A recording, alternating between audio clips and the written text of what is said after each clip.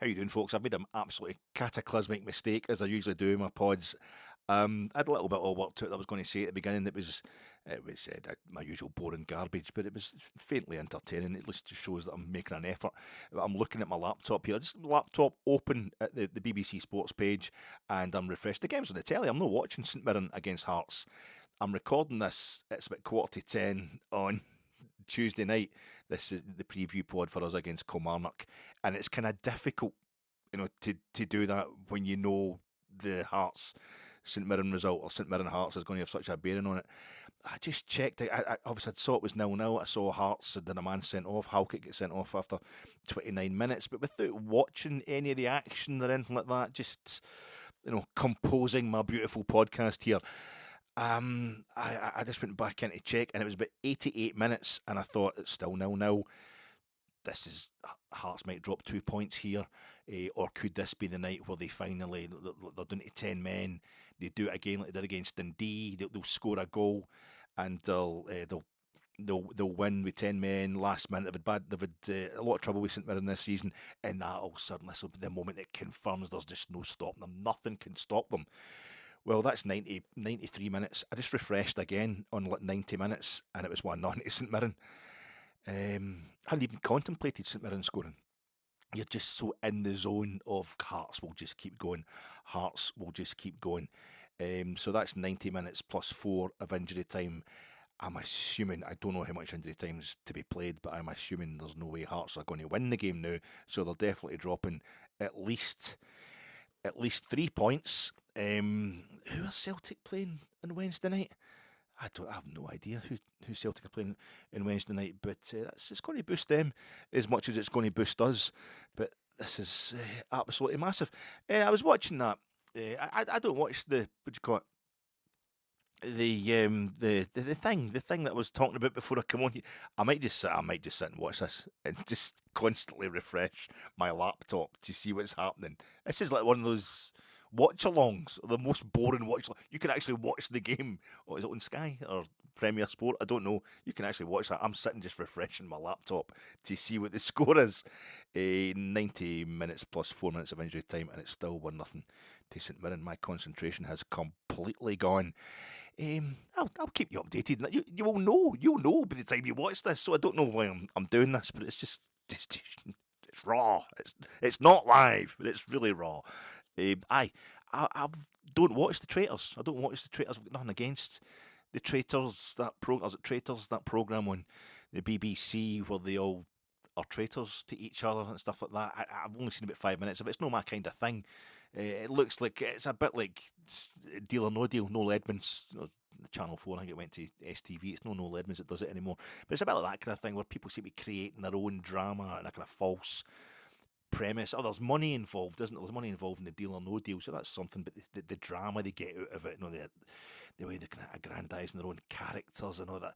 It's a bit like Big Brother as well. You don't need to be in there. You've volunteered, so why is all this? You're all fun out with each other and busting into tears and stuff like that. It's basically I get enough of that through the football. That's the thing that I do. There's no need for me to be involved with this. There's no actual need for me to watch Rangers or, go crazy. Just look at, I can't even do a podcast without trying to keep up with the results that are going to affect Rangers. That's it. It's full time. St Mirren are beating Hearts. Oh, Freckleton. What a great name. Mr. Freckleton. Declan John with the assist. Bloody hell. Oh, yeah. Oh, dear. After that transfer window, I was feeling a bit good about it. Now, it's all systems go. All systems go. I get the drama. I get everything I need out of life. That silliness. Voluntary headaches from the football. I don't need to be watching the Traitors. So I didn't really understand what was going on when we brought out that video. Rangers TV brought out that video revealing the Ryan Nadiri signing. And I got a bit worried that the whole bit where he opens the little letter, the seal, just the letter sitting on the chair in the dark, and he opens it up, and it's all Gothic font or Gothic script. Your sharpest S and all that kind of thing. I've already said this. I don't know. Hearts have got beat. And it's very German. It's the Germans used it, and I'm thinking, is this not a German manager? This is a German signing we're bringing in. Is it some sort of reference to Operation Sea Lion or something like that? Is it the planned invasion of the British Isles? the 1930s, 1940s. I don't know if that's what it's all about. I was getting myself a wee bit worried, but I just suddenly, oh no, it's the traitors. When you get the cloak thing, even I know. It's like a Strongbow advert, the cloak thing. That's the traitors, and it was a blue one. It's all very well done. I thought it was really subtle how he's up in the concourse in the main stand, and he's looking at the window. Was that supposed to be? I know it's castles and all that. They film the traitors thing, and Ibrox, the main stand is a bit of a castle. They used to have a castellated press box on top of the old main stand roof back at some point in the 50s or something like that, but they get rid of that eventually. But it's like a big. I actually think it's more like a liner, a kind of ocean going liner inside, but the big windows, he's standing looking outside the window with a kind of faint light coming in as if that's the transfer window closing.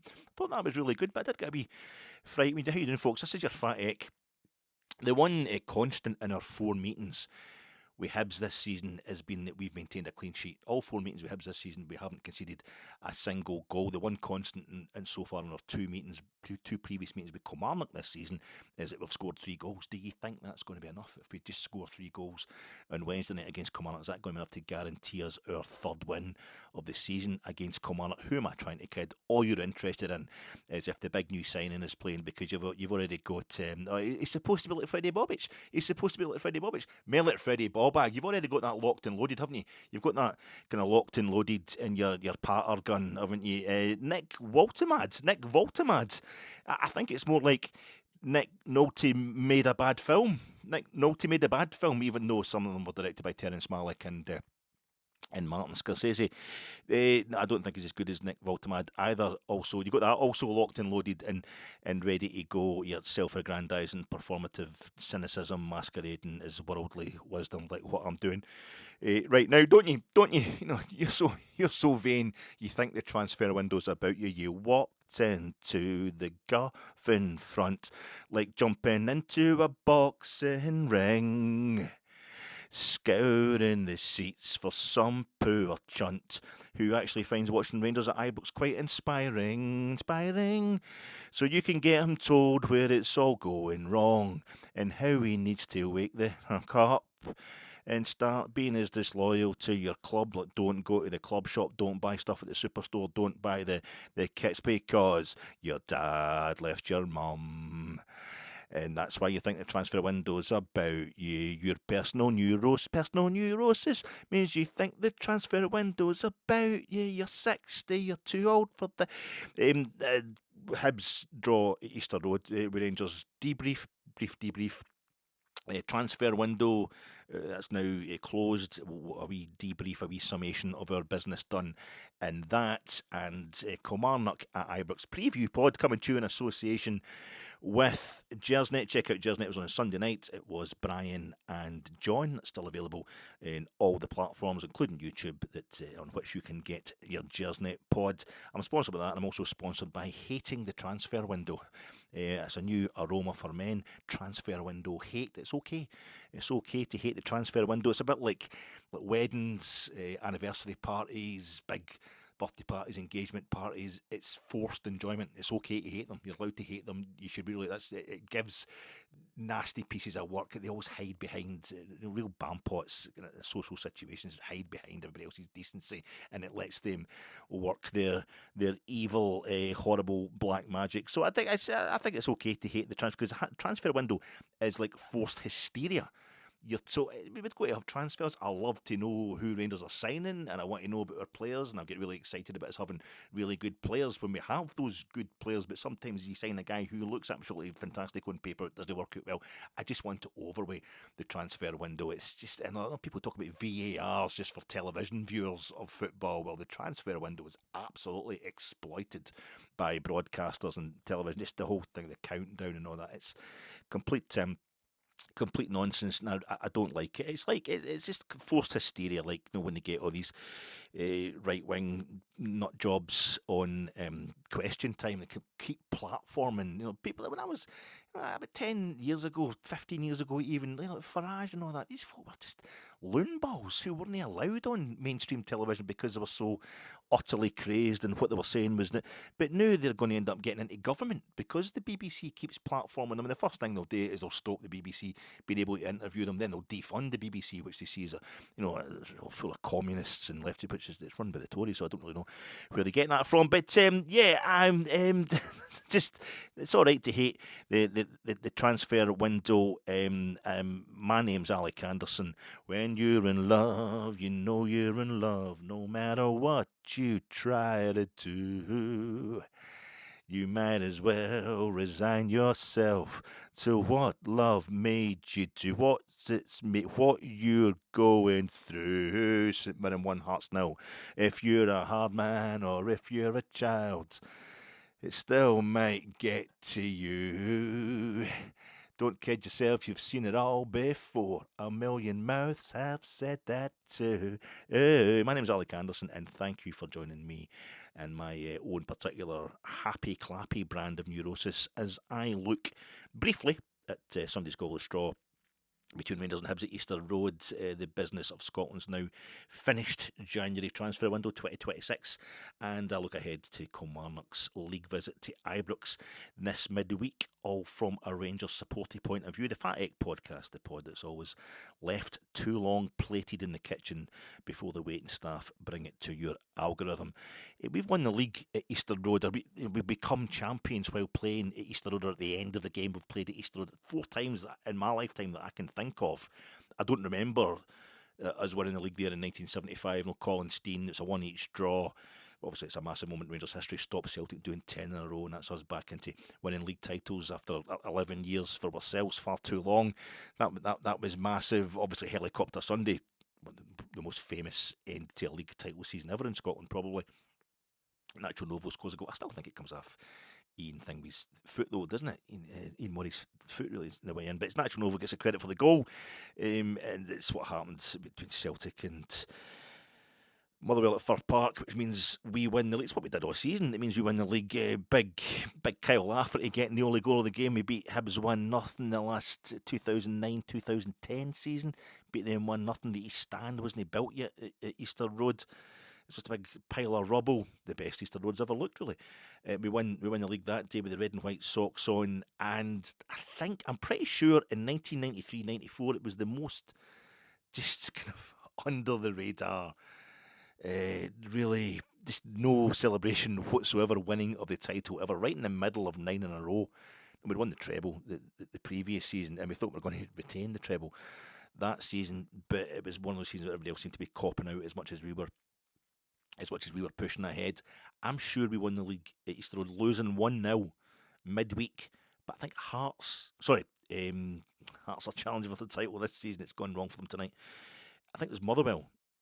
Motherwell maybe lost at home to Dundee United or away to Dundee. I think Motherwell lost, and they were Aberdeen ended up being quite close to us, but I think it was Motherwell were the ones that could still take the league from us at that point in time, but they lost that night, so we won the league even though we lost the game. Sunday's game at Easter Road was frantic, and we undoubtedly kind of should always consider a draw there as the dropping of 2 points, but I think Danny Röhl struck the right note in his post-match vibing. We take the draw, he was saying on Sunday. We'll take the draw. When we created so little, it's quite encouraging that we may have had the two best moments in front of goal in that game between both sides. Hibs brought a lot of saves out of Jack Butland, and that's your job, Jack. That's what you're supposed to do. No very spectacular saves, a lot of decent saves, solid saves, but there's been times we've not been able to do the decent and solid saves. But I think there are a lot more chances to demonstrate that their finishing was terrible. Hibs, their finishing, their choices in the final moments of attack were particularly bad as well. And their lower standards, especially after they've been humiliated in their last 2 games, Falkirk and Dunfermline. Hibs just putting up a fight against Rangers, making a good show of it, looking like they deserved to win. They had more of the chances. That was a kind of a victory in itself for them. We, on the other hand, had the ball in the back of the net. Mikey Moore was millimetres offside, and we had that header from Manny Fernandes also in the second half of Asgard's brilliant corner, which is usually more of a guaranteed goal. Manny Fernandes getting a set piece put on his head in the opposition box. It's more of a guaranteed goal than Gassama, slipping in from the left-hand side and curling it into the far corner with his right foot. I'm not going to blame the big man because it was his attacking teammates. We can't keep relying on our centre half to dig us out of games to get the goal that wins the game. They maybe headed it onto a Hibs player's back when it seemed easier just to head it straight into the top corner of the net. But his attacking teammates did nothing. In his post-match comments, Danny Röhl almost seemed to be referring, kind of hinting, reminding us not of all the times Rangers have clinched the title at Easter Road, even by drawing or losing the game. But I think he was reminding us of that time in May 2009 when we were neck and neck with Celtic. This was the third last game of the season. It was Hibs at Easter Road. Celtic, the reigning champions under Gordon Strachan. And we drew one each. We were a goal down, and we had to go. The idea was we had to go back above Celtic that night. I think it was a game in hand that we had, and we were 1-0 down. Nacho Novo equalised with 10 minutes to go. We also had one that we thought the ball was over the line. All the players did anyway, but the referee and linesman didn't see it. It was ruled out. I mean, that's what happened the last time we played at Easter Road last season as well. It's becoming a thing there. We didn't get the goal. I don't know if Nacho Novo missed a bit of a sitter after he'd equalised, but it was like we didn't go back above Celtic. We only had 2 games left. That's it. We've chucked it right at the end. It's going to be 4 in a row for Celtic. And they went to Easter Road the following Sunday and drew 0-0. We won that weekend, and the following weekend we destroyed Dundee United at Tannadice, and it was a start of 3 in a row under Walter. There was a real kind of realism and almost a kind of like he's lived with Rangers, Danny Röhl. He knows what it's all about. It was, I think, ultimately he's thinking towards the end of the season we could see this as a point gained. And with Hearts losing, I don't know if I mentioned that to you, Hearts have lost tonight, Tuesday night, as I'm talking to you, to St Mirren. It's all back on. So that's what Hearts are just 6 points in front of us. We beat Kilmarnock tomorrow night. Go to assume Celtic are going to beat whoever they beat, and it's we're back to within 3 points. We looked tired on Sunday. Danny Röhl said on this Tuesday in his pre-Kilmarnock presser, that we weren't getting the balls into the box and not risking enough. We weren't taking enough risks, not being bold enough. He asked the club to be bold in the transfer market. I think they were. And he's asking his players to do that as well. We couldn't break the Hibs. We could break the Hibs' first line, but we couldn't break their second line. And that's very true of Danny Röhl saying their penetration, as he said, it just wasn't there. Woefully absent, in fact, until one chance in injury time. Max Aarons had 2 goals at crossing it, and there just wasn't anybody there really. But for once we had a few players in the box. But although he also said in the Tuesday presser, Danny Röhl, that our resting defence was poor. I have no idea what that means. I might have picked him up wrong, but I'm sure he means the fact that every time we had a chance, particularly in the last half hour, in the Hibs box, or we had a corner even launched into the Hibs box, they were in our goal mouth. About 2 seconds later, it was no control in the middle of the park. We did keep a clean sheet. We had just got back from a bad night in Porto, and Hibs had a free midweek, and of course the transfer window was going to come along and save us anyway. It was going to come along and make everything better. So Monday night, end of transfer. In the kitchen, my wife, and she's in the fridge. So we're making something to eat. She's doing that thing that we all do when you're checking the sell-by date and something, and you go, "Oh, what date is this?" But I'm like, "What?"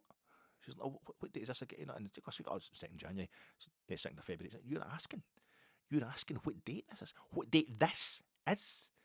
Did Jim White die for nothing? Did Jim White die and go to TalkSport for nothing? You don't even know what this day of all days, you don't know what the date is. I mean, how much more have they poor folk in Sky got to do with it? How much bigger have they got to make their numbers and all that? 3 days, 22 hours, 15 minutes and 25 seconds to the end of the transfer. Well, that's in England. It was 7 o'clock. In Scotland, it was 11 o'clock, and all across Europe, it's all different times. But it's dramatic. You've got no excuse for no knowing what date it is. It's Monday, the 2nd of February, at whatever time this is. So there's only so many hours and minutes to the close of the close. Why do they always say the window slammed shut? Why do people always say the transfer window slammed shut? Why do people always say the transfer window slammed shut? Nobody says the transfer window slammed shut. People now only say Why do people always say the transfer window slams shut? Why do people always say the transfer window slams shut? They don't. Nobody says that anymore.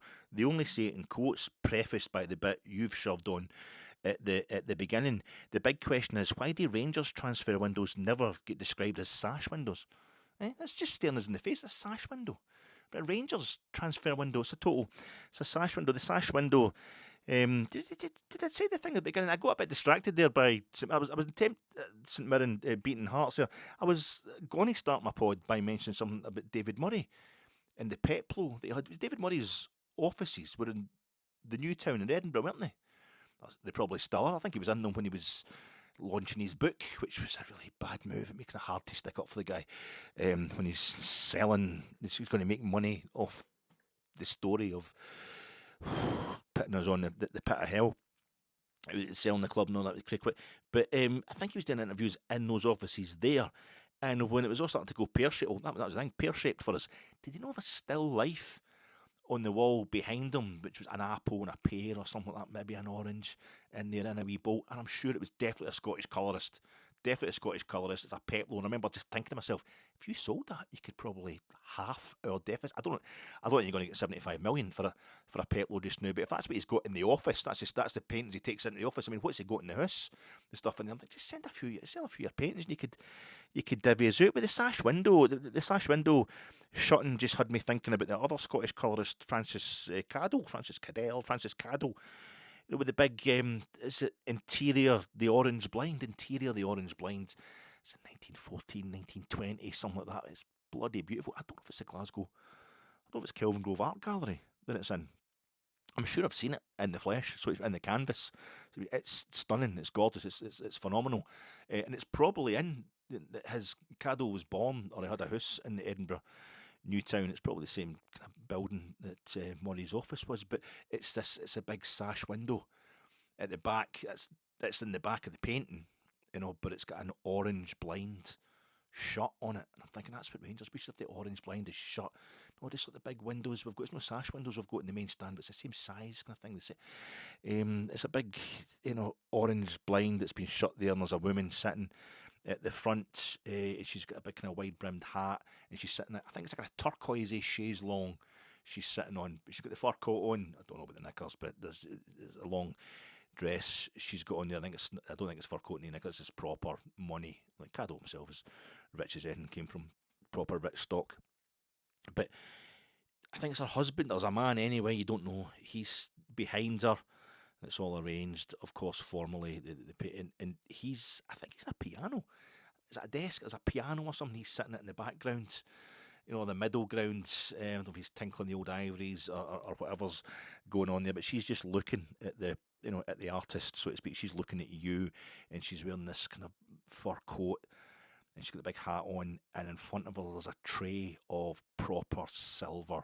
She's having a cup of tea, basically, but it's obviously been brought by a servant, and it's beautiful silver, teapot, and the little thing for your the milk and the cups and all that, and the sugar bowl and that kind of stuff. It's absolutely, that's what we should get. That's what you've got. That's the window for us. It's that kind of window. It's got a big orange blind in front of us.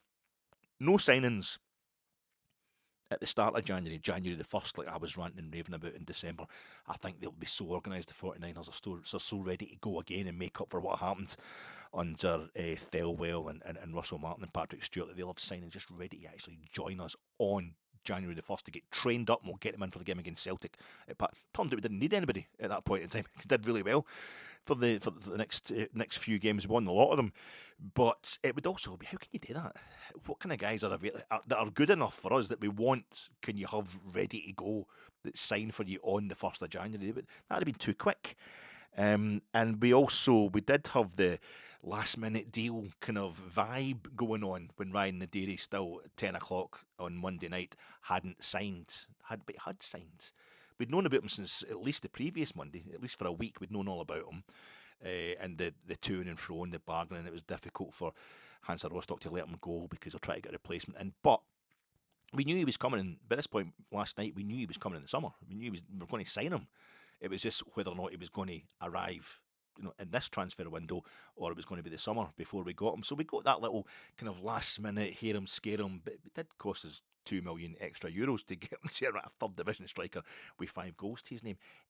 Are we just getting a bit caught up in this? I don't know. But we got a little hear him, scare him moment towards a bit of transfer window just before it slams shut.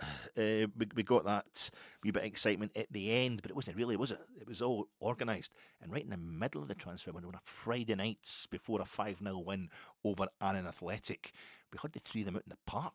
3 solid signings done right in the middle of the transfer window, right in the middle of January. This is the backbone of what we're going to do in this window.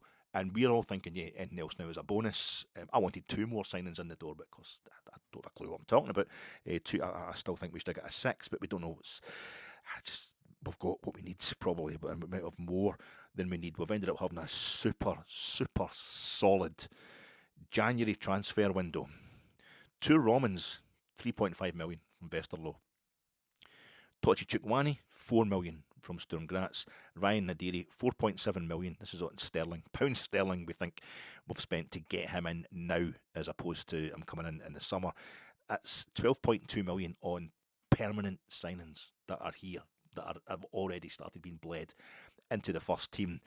Andreas Skov Olsen is the kind of marquee signing, on paper a fantastic name, but we've got him on loan. Now, I think it costs us £1 million or something just to get him on loan from Wolfsburg, and it's a £9 million option to buy him for £9 million in the summer. And I think it's quite good that we actually do have an option to buy him. He's of a kind of level you're thinking, why are you here? Why are you actually here, Andreas? Why have you come to Rangers when you could be playing in the Bundesliga? Have you started to go downhill a bit? Is there something happening with you? Let's test the goods out before we fork out that amount of money on him. Yeah, I think we've done this transfer window absolutely, not perfectly. Obviously, you can never say what's perfect, but it's good. And we've kept all of our big hitters. We've kept Nico Raskin. Lots of rumours about people inquiring about him. Stronger rumours that there was inquiries from the Bundesliga about Manny Fernandes, which is stunning considering how bad we thought he was at the start of the season. But it's makes sense when you watch him on a weekly basis. He's getting better with every game. I thought he was our man of the match. Not perfect, had little moments to say he could have scored the goal, he gave the ball away towards the end of the game, but I thought generally the pace of that game, what had to be done in that game against Hibs on Sunday, I thought he was our man of the match, even though Jack Butland would maybe steal the headlines with his saves, but he's been phenomenal. So we've kept a hold of him. And who else were we? There was bids possibly coming in for. Who else? Nobody else really. I think that was it. There was somebody else that was getting chased. I don't quite come to mind. Diamandi, I thought he might go, although he's not somebody where he comes and goes, doesn't he? Diamandi. We don't know if he's ever going to be a properly great Rangers player, but when he's on it, he's very, very, very, very valuable to us. 3 permanent signings, and our 1 loan player is a major talent. Someone you would loan him if that's the amount of money that's been asked for him. You just want to try out the goods. You want to try out the goods before you commit to buying them full time. Celtic signed 5 loanees, and I'm only mentioning this because, along with Hearts, this is who's going to be challengers for the title. Motherwell, I think, cannot be written off, and we'll find out about that next Wednesday. But Celtic have signed 5 loanees, and they're kind of scouting the same freedom of contract type players as signings, as the same market that we're casting players into today, Tuesday. I'm talking to you Tuesday, the 3rd of February. So while I see Celtic signing lots of players and Martin O'Neill doing really, really well with Celtic since he's in the 2 spells he's been with them now this season, very rarely a bad result. What is he? Only drop points away to Hearts at Tynecastle, and he's doing phenomenally well. We can't argue with that. Still, I think it looks like Celtic are maybe upsetting their fans to the point where it just takes one thing to go wrong, and they might have that bad feeling within the club again, which we should hope to exploit. They apparently got a few offers for. What's that chap? 25 million, I think they were getting offered from Nottingham Forest for that guy. That guy.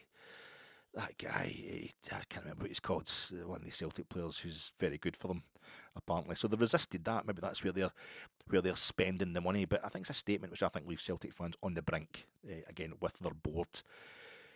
3 major signings made right in the middle of the window for Rangers, all revealed and announced on the pitch against before we played Annan Athletic in the Scottish Cup. 2 of them have made their debuts. Only one of them, I think, Chukwueze, has shown any signs of how good he is so far. I mean, Scott Wilson put a ball in for a goal that was disallowed in his first game, but Chukwueze's has played a bit more recently, I think, a bit more football this season than Scott Wilson, who I don't think has touched the ball since November. So that will take time. Roman's still to come in. And Ryan Nadiri, he's the man that's arriving at the last minute, born in Dresden, 22 years old.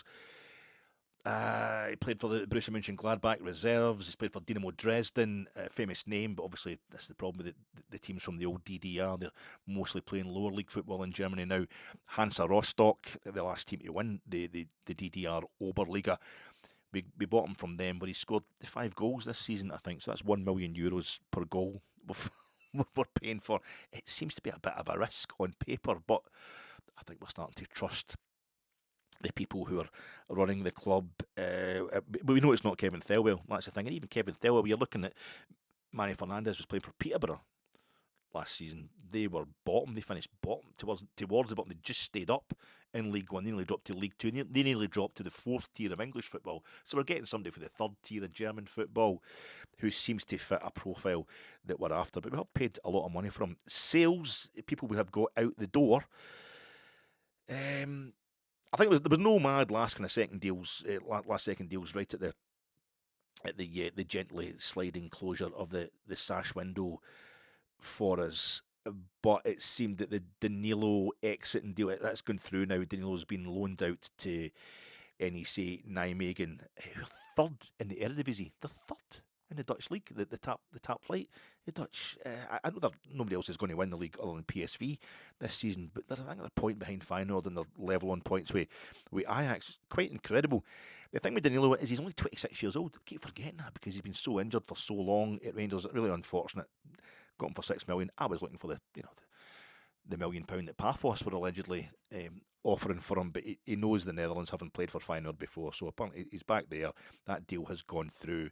He got 16 goals for us in 76 games. Did Danilo, left with that beautiful goal against Dundee that tied up the 3 points a week back on Sunday, a smashing moment. He was clearly very emotional about that. His wife's having a baby, so just had a baby, so all the very best to them. All the very best to him. We're thinking we're not going to see him back. We're not going to see him back this season. It'd be fantastic if he ends up playing the Champions League with Nijmegen next season. He was clearly surplus to requirements if we could get the other striker in. And we've got somebody who's only potentially as good from moment to moment this season as Danilo, because a young man, Nadiri, he's only 22 years old, as I say, so he's going to take his time settling in, take his time, as the manager himself said today.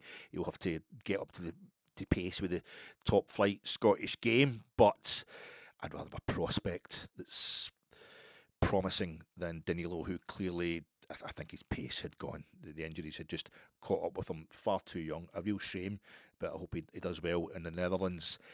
We have Clinton Insiala has gone to Westerlo in Belgium. We've got two Romans from Issam Shiraz managing them there. I think it's a 6-month loan deal with the option to buy. The only thing I liked about Clinton Insiala, nothing against the man personally, is the fact he would sign somebody for AC Milan. That always sounds quite cool. But I just never got a lot of Rangers supporters really sympathetic with Clinton Insiala. Anytime I saw him, he was a total bomb scare. I just don't get it.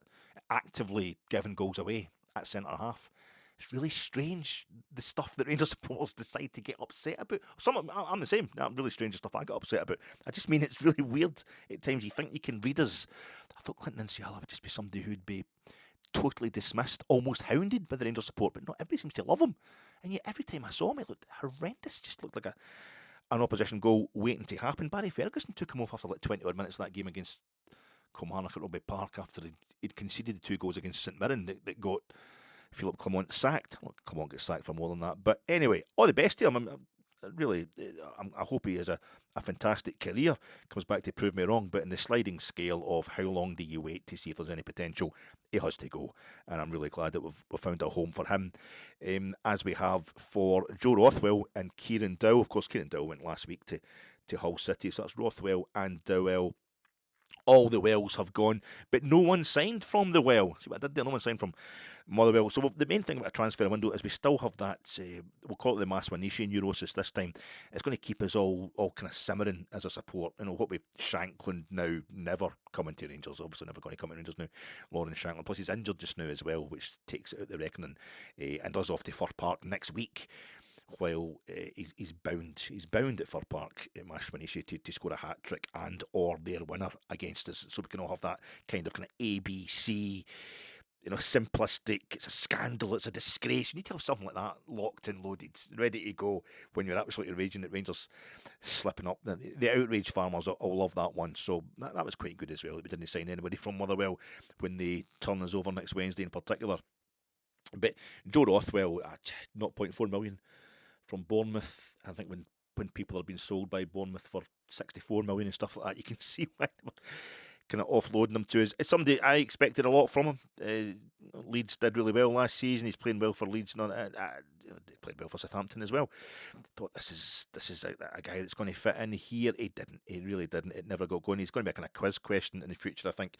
The lower league stuff is League One. Alloa, he's scored a goal for them in the League Cup this season, and he's left with an assist against Annan Athletic. An assist to Kieran Dowell for the goal he scored there. So that was just a shame. That was never working. He had to go. He became a representative. He kind of represented the whole Russell Martin, Kevin Thelwell failure as well. Rabbi Matondo, it seems like the head coach was talking today about, on Tuesday, about how the transfer windows haven't shut at various other countries and something can still be arranged with Rabbi Matondo, who's a great professional. He said it just sounded like they're going to terminate his contract if we don't get him out the door. Maybe he's been sold as somebody whose transfer window closes later on has come in for him as I'm doing this podcast. But did I tell you that St Mirren beat Hearts while I was doing this podcast? St Mirren beat Hearts while I'm doing this podcast. Everybody's forgetting about Rabbi Matondo. His game versus Ross County at Hampden at the beginning of last season in the league. We played Ross County at Hampden in the league, beat them 6-0. He scored 2 and he set up 2 assists and 2 goals. He was phenomenal that day, and then we kept him on, and then he just disappeared. It was contract time. He disappeared. That goal against Celtic, I was in Nashville for that one, and that was that was almost as far out as he was when he hit that thing. That's the only Old Firm game at Ibrox that I've missed, apart from the ones during COVID that we're allowed to get to in the last, I don't know, this century, certainly the 21st century.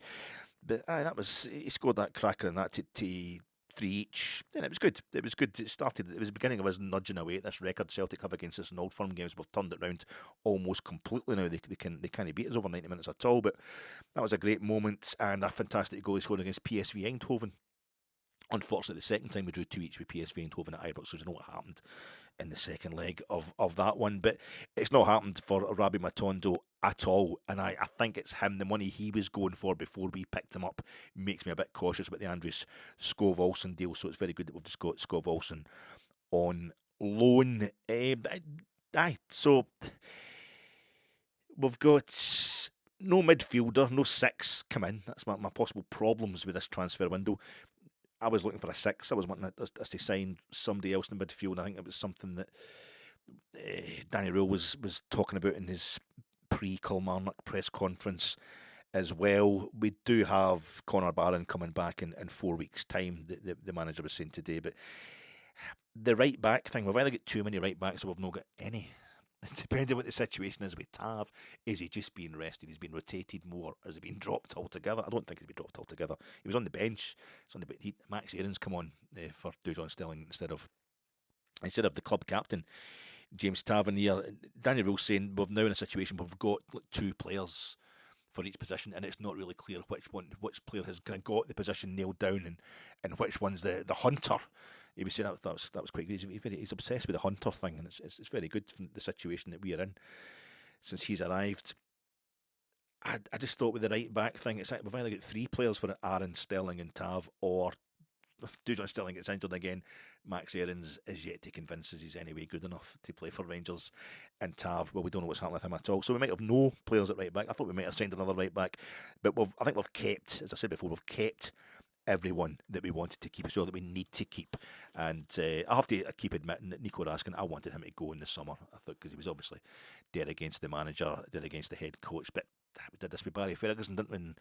And Paul Le Guen, we ended up winning the league after that with Barry there, but it was a bit unhealthy. I'm glad he stayed though, because he's the only kind of creative force we've really got coming from the middle of midfield in a great way. We've managed to do all this with no director of football, no CEO really. Andrew Kavanagh filling in, our chairman filling in as a kind of working de facto CEO. We've got the Stig Inge Bjornaby, the former Rosenborg director of football, on his 6-month consultancy, and the 49ers technical director dude, Greta Steinson, who knows his football obviously, he was also helping us, I would imagine, during this transfer window. I think it's going to be next season before the 49ers takeover works properly, before it's properly bedding in. We need another transfer window. We're still probably making up for last summer's disastrous transfer window. Before we can build on that, it's going to be next season. But even within those parameters, that it's not quite the finished article, that to 49ers or Danny Röhl standards, within that, we can still win the league. There's still enough there for us to win the league this season. Hearts, they got in 4 players. I think a centre mid, 2 wingers and a right back. I don't know any. I haven't looked into it properly, I have to say. And I think Shankland and Devlin, Shankland and Devlin, their injuries continue, and they've dropped 3 points tonight. St Mirren have beaten them, so that's quite a result. They're now only they're 6 points. Excuse me. They're 6 points in front of us. But no, it's maybe that sneeze. Was that sneeze? That God's way of telling me don't get too cocky, because the Jambos have got beaten tonight. You haven't beat Kilmarnock yet. You don't know what they're going to be up to. Danny Röhl's presser on Tuesday's pre-Kilmarnock presser. I love how he refuses to answer these kind of key headline, kind of thirsty questions that he gets from the hacks, but he's also in no way taciturn or withdrawn about it. He laughed out loud when he was getting asked about, do you think that you've done enough in the transfer window? How do you think it's going to help you win the league? You get the league and the Scottish Cup available, and he's kind of like, I knew you were going to ask me this. I was going to blushing like a school kid or something like that. It was really good. It's really self-effacing. But he never commits to saying we will win stuff, just that he believes we can, and that you could be top of the league for 37 games. It doesn't mean you'll be there after game 38. I thought, that's going to go up in the Hearts dressing room notice boards. But if it has, it's totally backfired on them tonight. He's been brilliant at the mind games, Danny Röhl. It's working already. It's also how I believe we'll actually win the league if we're going to do it this season. That just seems the way this season's been going. Total disaster on the surface of things, while you knowing that the 49. It's like the opposite of what it's been for the since 2012, really. Anytime great stuff's happening on the surface, we're winning games and we're doing well. There's been one going 2012. We're still catching up with ourselves, the infrastructure and all that. Everything get ripped out the club back into the lower league football. Now I feel as if no matter how bad things are on the surface, 49ers money and their experience is just slipping in under there like a big undertow of brilliance, if you like, a big kind of iceberg of inevitable victory, I feel. So we still have 2 games versus Hearts. He was saying this as well, but we've still got 2 games versus, I think it was all the opponents, the direct opponents in the league. So even though we've dropped points on Sunday, we've still got 2 games versus everybody. That's a bit of a gauntlet getting thrown down. He was asked about Nadiri. Do you know him? How well do you know Ryan Nadiri? And I think that was a kind of like, he's born in Dresden, you're born in Zwickau, both former East Germans, or the former East Germany, both born in the former East Germany, and he was talking about it, just again straight into not talking about his personal knowledge of Nadiri. I think we're all imagining there must be contacts. He must have contacts that have let him know about this. Sure, we're benefiting from him being an actual East German, Danny Röhl. He's been the first one that they've contacted to say he's available if you want to give us $5 million. But he said we've tracked him the last couple of weeks and months. This is the BBC website I'm reading off. He scored. He had some good assists. He's powerful. He can run. He's a good header of the ball. He's got good physicality. He's a good pressing player. A lot of the things we need up front. He needs some minutes to adapt to a new league. And he's played regularly, a lot of minutes in the last couple of weeks. So he then went and he likened him to Freddie Bobic, who I saw scoring against Scotland at Hampden. Was it Euros qualifiers? It was against Bertie Vogts, Scotland. And I think it was Bertie Vogts given Freddie Bobic his first caps for Germany. Kenny Miller scored that day, but some clown in front of him was standing up giving it, "Oh, I'm wearing a Glengarry," and shouting to his pals up the back, because the Tartan Army, a lot of guys, they're just there to be seen, you know. And I missed our goal that day. But Freddie Bobic, I don't know if he equalised or he put Germany 1-0 up. I can't remember how it went, but it finished 1-1 Saturday. It's quite a good game, quite a good day out. That one, I was in the Solid Rock in the town, you know. No kilt in that for me. I was just listening to some heavy metal, some proper rock. It was very nice. But I've seen Freddie Bobic scoring for Germany. And he's a bit like him. He's a bit like this Nick Woltemade, who of course plays for Newcastle and played for Werder Bremen and VfB Stuttgart. Nick Woltemade, it's a ridiculous comparison because Nick Woltemade has actually won the third division, the Dry Bundesliga. He's won the German third division, and him and Bobic both won the Deutscher Pokal, the German Cup, with VfB Stuttgart. So outrageous comparisons, and he did say that. He did say, Danny Röhl, I hope I'm not setting him up here, or some wee phrase he put in to say maybe this is too big, but I think he's trying to give us comparators. Danny Röhl could probably say, oh, he's like that guy, you know, Kleinberger or somebody who plays for somebody in the German regional Liga from 1954 to 1962. So he's just given us a comparisons that us as laymen of football could recognise. But if he's the physicality, if he's big, he looks like a big bruiser. He was talking today, the manager, that we could start going with two up front, and we could play 2 10s. I think we're thinking him and Chermiti. Tav doesn't have to run about. Tav could just stay in the halfway line. He could stay in his own box and be able to send balls up that could cause Manny, just push up into the box, sir. Just send balls into opposition areas that will absolutely obliterate them with the physicality we are sending up these days into the opposition box. So if that's how we're going to win the games, that's how we'll win the games. I'll take that. Really interestingly, though, he says it's not just about, Danny Röhl was saying today, it's not just about the ins, but also about the outs. We reduced the number in the squad, but we increased the quality. This is the factor someone like myself is perhaps missing when it comes to our transfer window. I wanted more in, a 6, as I say, preferably.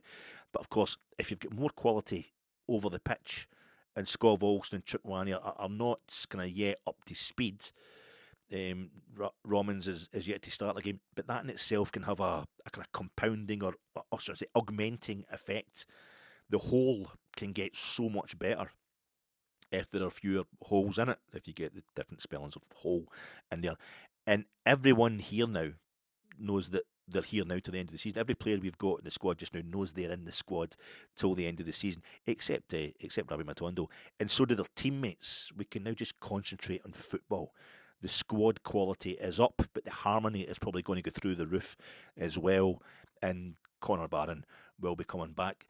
For us, I just hope this last kind of 3 days has been the moment where we cut loose the undertow. We properly, the undertow, the terrible start to the season, the terrible summer. We properly reboot ourselves, we re-energise the players we're letting go. Seem to mean as much to Danny Röhl as those we've brought in, and he's streamlining what is already fashioned into a fairly slick and sleek league table climbing machine.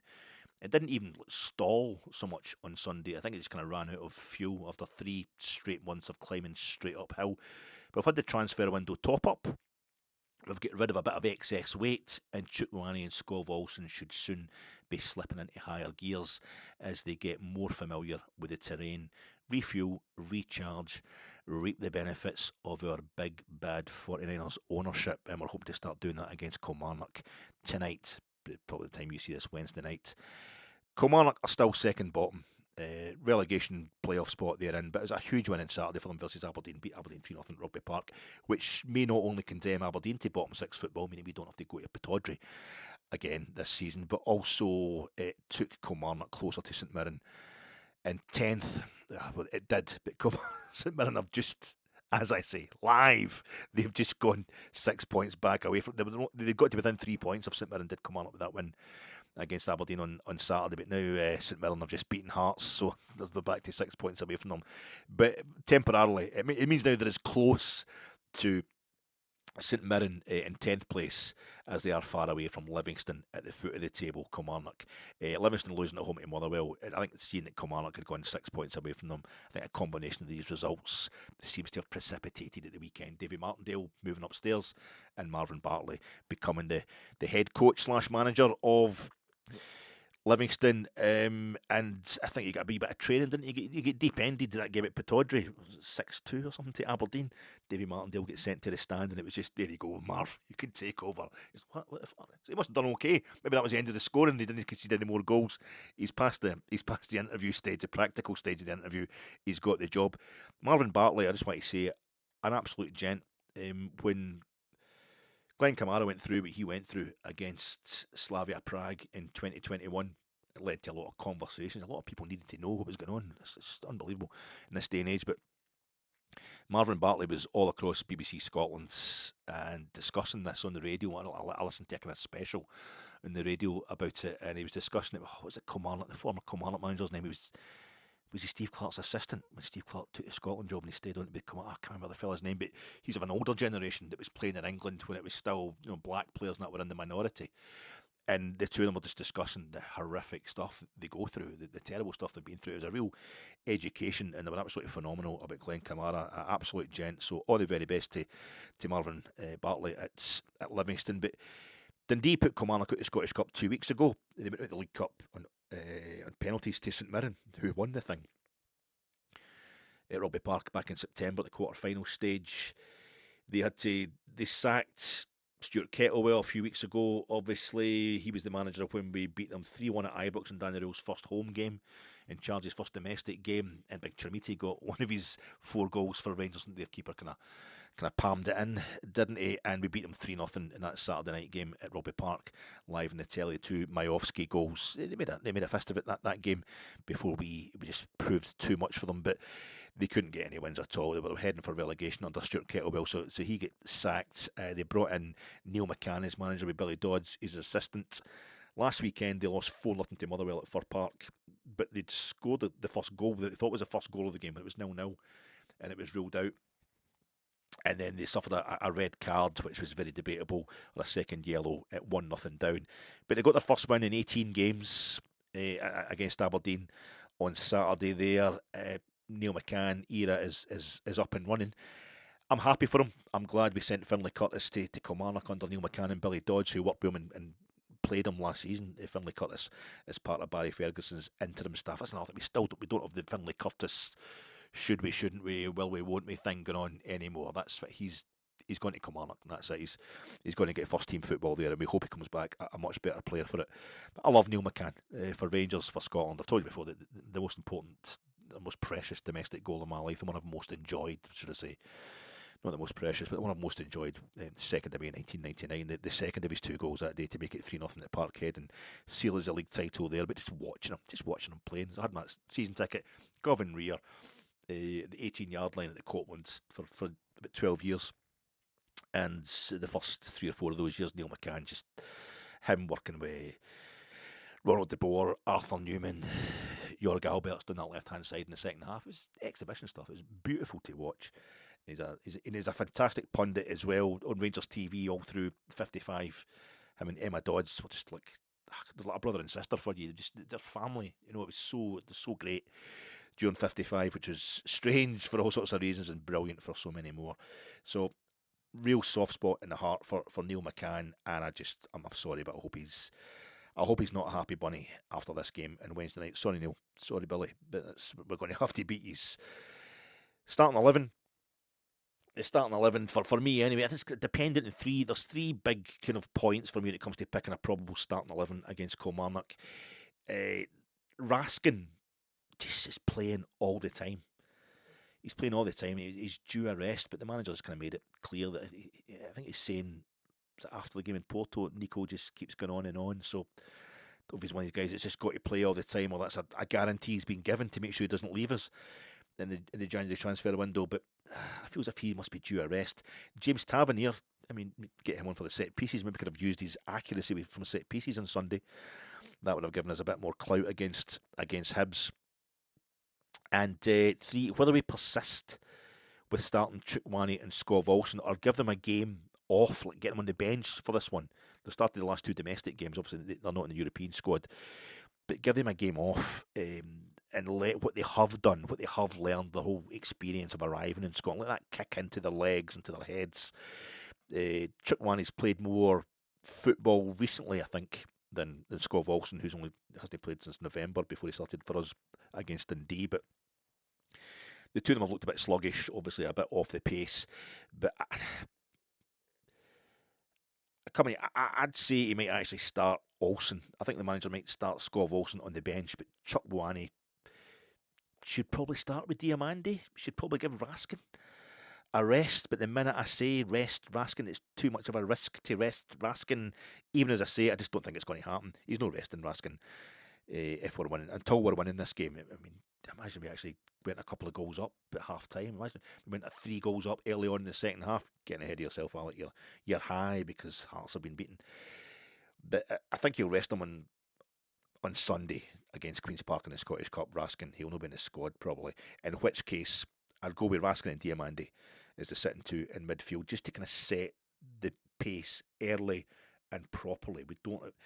Chukwueze did well. He did well on Sunday. I don't know, but even he was saying in his post-match interview that he's still getting up to speed with what Nico Raskin wants him to do and how he fits in with his other teammates. Maybe we should just go back to it until we've got this game won, until we feel safe in this game against Kilmarnock. We should go back to the old school, back to the reliables. I think Asgard gets another chance at 10, and he's probably, because he had a proper rest on Sunday. He only took a few corners. He didn't really do anything else, did he? Tello Asgard, so he'll have plenty of energy left. Mikey Moore must start, as far as I'm concerned. To be honest, he should be in the left hand side, and I would actually go with Bajrami on the right. Gassama benched alongside Skov Olsen, as far as I'm concerned. That's probably not going to happen. But Nadiri, if he even gets international clearance in time, I think he was up too late making all these videos with the media team to be fully focused. I don't think Danny Röhl likes to risk that kind of immediate deep ending of a player, but perhaps he gets on the bench. I would think if he does get the international clearance ahead of kick-off. I don't think we're going to be too up front in this one in particular. Tav, I think for Sterling's gradual rehabilitation, his protection of Dujon Sterling getting bled back into the team, as much as for Tav himself, he's had a week off almost, 6 days off since the Porto game. I think Tav's going to start. Romans probably on the bench, maybe on the bench at best, but I don't think he's going to start until Sunday. We kind of have too many players who are off the pace starting for Rangers. I think this is my predicted first team anyway. Starting 11 for tomorrow night. Butland in goals, Tav and Magoma as your fullbacks, Suter and Fernandez as the centre halves, Raskin and Diamande as the sitting 2, Asgard at 10, Bajrami and Moore wide, and Youssef Chermiti in the middle. They'll 4-2-3-1. So I'm going Butland, Tav, Magoma, Suter, Fernandez, Raskin, Diamande, Asgard, Bajrami, Moore, and Youssef Chermiti. Score prediction, I don't have any gut feeling about this game. I don't have any instinct at all. I was hoping for a feel-good result, and now that Hearts have lost, I don't know who, I can't remember, it's terrible, I don't know who Celtic are playing, but no doubt it's Aberdeen. Oh, they're at Pittodrie, aren't they? They're at Pittodrie. Celtic are at Pittodrie, so maybe Aberdeen, after they're doing a humiliation on Saturday at Kilmarnock, maybe they'll have something to prove. I don't know, but Kilmarnock had their big win on Saturday. I'm sure that's going to take them a while to process. Sometimes it's as confusing when you've had a really bad run and you get a big win, as it can be confusing when you're in a really good run and you get a setback. Process something different happening to what we're used to. As I say, we're rebooted. I hope we're refreshed. I think we'll cut loose tomorrow. We'll cut loose tonight whenever you're watching it. We'll cut loose on Wednesday night against Kilmarnock, just as we've cut loose some of the players who are perhaps bringing the place down or making the whole operation a bit too weighty. I'm going to go 4-0 or 4-1, maybe 4-1. I've no real instinct or a great feeling, but I feel we've won the transfer market. Now it's time to prove it. You only win the transfer market if you win you only win the transfer market if you get what you were aiming for through signing those players. But I feel we're satisfied as a support, and certainly as a club. Danny Röhl seemed quite optimistic, quite enthusiastic in that presser today with the business we have done, both inwards and outwards in the January transfer window. That I think just to prove that, we should go with the biggest league win yet this season. Send a message. Perhaps we'll need to concede a domestic goal for the first time in 6 games to do that, to get a heavy win. But we'll do it. I'll say 4-1. My final prediction is 4-1. Okay, so let's go, Rangers. Let's go. Let's score goals. I know that means it's not the biggest league because we've won games 3-0, 3-0. But it's still be a 3-goal win. But we've scored 4 goals. That'd be nice. Let's score goals and answer those critics. They say the ones that were all coming to the fore, quite rightly, myself included, on Sunday, that we're not creating enough, we're not scoring the goals because, remember, it was the defence. The defence was the big problem. We've certainly sorted that out.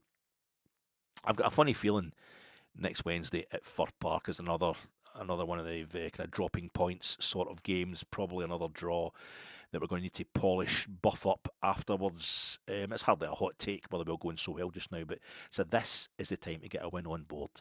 Drawn at Fir Park next week, at best, maybe, like drawing at Easter Road on Sunday, or losing at Porto last Thursday. None of these are disasters. You know, one doesn't matter. The Europa League game against Porto doesn't really matter.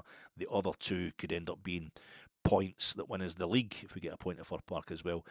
But Kilmarnock at home this Wednesday, probably our last league meeting with the Ayrshire Killie boys this season. Anything other than a win would collapse the whole thing. That would just put everyone back to square one. It would also, now with Hearts having lost on Tuesday night, there'd be the accusations of us bottling it when there's a chance to be seized. We got over that once when we beat Dundee 3-0 as Celtic and Hearts drew at Tynecastle. Let's see if we can do it again with Hearts dropping more points on Tuesday night. Let's register the kind of easy win, Rangers, which is just as important to upward momentum as all these continual clean sheets we're getting. We pulled the big orange blind down. Now let's bang out a nice tune on the old Joanna and enjoy some of that very expensive Edinburgh silverware.